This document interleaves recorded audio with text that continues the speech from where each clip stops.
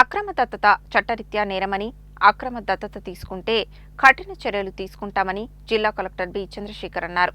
రాష్ట్ర ప్రభుత్వం ప్రతిష్టాత్మకంగా అమలు చేస్తున్న ప్రజాపాలన ప్రగతి ప్రణాళిక 99 రోజుల కార్యక్రమంలో భాగంగా ఈ నెల 27 నుండి మే 2 వరకు బాలల భద్రత, రక్షణ మరియు మత్తు పదార్థాలకు నో చెప్పండి అనే అంశంపై వారోత్సవాలను నిర్వహిస్తున్నట్లు కలెక్టర్ చెప్పారు.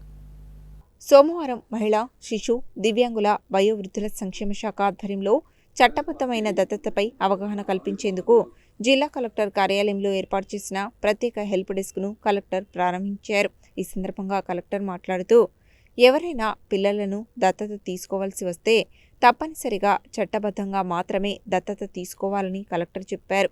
అక్రమ దత్తత చట్టరీత్యా నేరమని, ఎవరైనా నిబంధనలను అతిక్రమిస్తే కఠిన చర్యలు తీసుకుంటామని హెచ్చరించారు.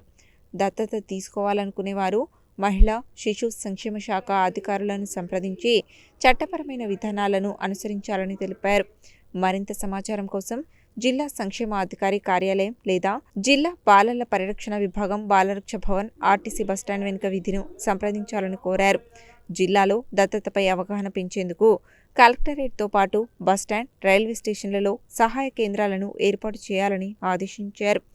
అలాగే మిర్యాలగూడ, దేవరకొండ, హాలియా, నకరేకల్, చిట్యాల, నాగార్జునసాగర్, చండూరు వంటి పట్టణాల్లో జనసాంద్రత ఉన్న ప్రాంతాల్లో ప్రత్యేక అవగాహన కార్యక్రమాలు నిర్వహించాలని చెప్పారు.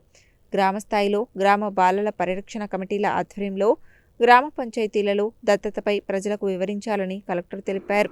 ఈ కార్యక్రమంలో స్థానిక సంస్థల ఇన్ఛార్జి అదనపు కలెక్టర్ వై అశోక్ రెడ్డి, జిల్లా సంక్షేమ అధికారి కృష్ణవేణి, జిల్లా పరిషత్ సిఇఓ ప్రేమ్కరణ్ రెడ్డి, జిల్లా బాలల పరిరక్షణ అధికారి కె గణేష్, జిల్లా coordinator B Mahesh, Charumathi child care సంస్థ నిర్వాహకులు నాగసేనారెడ్డి, జిల్లా బాలల పరిరక్షణ సిబ్బంది, చైల్డ్ లైన్ సిబ్బంది, బాల సదనం మరియు శిశు గృహ సిబ్బంది పాల్గొన్నారు.